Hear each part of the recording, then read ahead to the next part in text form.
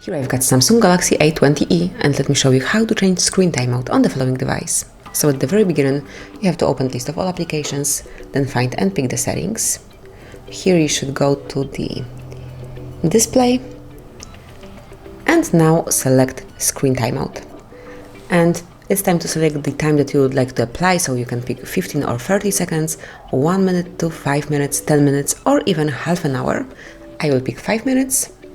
And from now on, your screen will be out after 5 minutes of inactivity. Then you can change it whenever you want to and as often as you only wish. So that would be all. This is how you can change screen timeout in your Galaxy. Thank you for watching. Please subscribe our channel and leave the thumbs up.